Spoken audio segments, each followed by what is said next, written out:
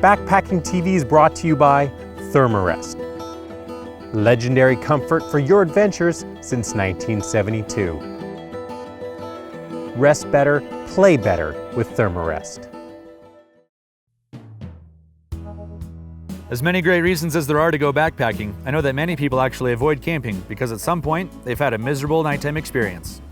So in this video, we're going to look at how to make sleeping outdoors something you can actually look forward to. First off, in order to get a good night's sleep, you need to have the right sleeping bag and sleeping pad.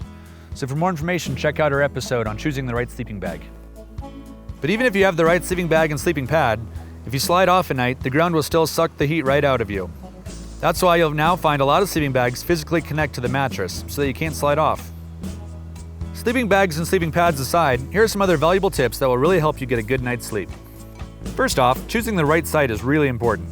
A site with some natural insulation and padding will definitely be way more comfortable than bare rock or hard dirt. Also, your sleeping site should be flat or have a slight slope. If it has a slope, make sure that your head is at the high end. You never want to sleep with your head downhill, even if it's only a slight difference, because you'll probably end up with a headache, heartburn, or just be really uncomfortable that night. When it comes time to crawl into bed, throw on some cozy wool socks and wear a clean, loose-fitting base layer. Make sure that you're not wearing a tight-fitting base layer, as this will actually constrict blood flow to your extremities, which means you'll actually be colder at night. Ladies, this means no yoga pants. On particularly cold nights, I'll also wear a fleece sweater over my base layer and throw some clothing down around my feet. This fills the space and makes my body not have to heat up so much air.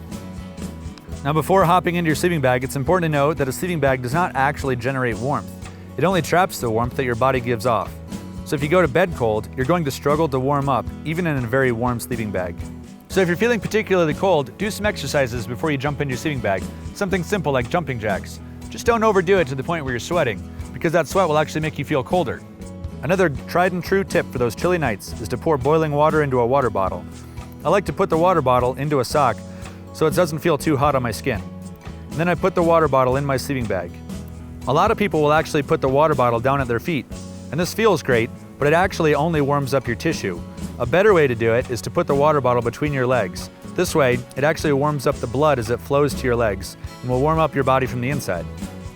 Last but not least, it's important to understand the role that food and water play with your sleep. So think of your body as a campfire. The more fuel it has, the hotter it will burn at night. So if you've just eaten a hearty meal, your body will burn off calories and you'll sleep warmer throughout the night. As for water, many people avoid drinking water as nighttime approaches because they don't want to have to get up at night to pee. The problem is that when you're not properly hydrated, your extremities will actually be colder. So if you do wake up in the middle of the night and have to pee, which is pretty inevitable, do yourself a favor and go to the bathroom. Because until you do, your body's going to continue to divert energy to your bladder to keep your pee warm, and you're going to actually be colder. So sleeping in the backcountry doesn't have to be something that you're intimidated of. It's actually one of my favorite aspects of being in the outdoors.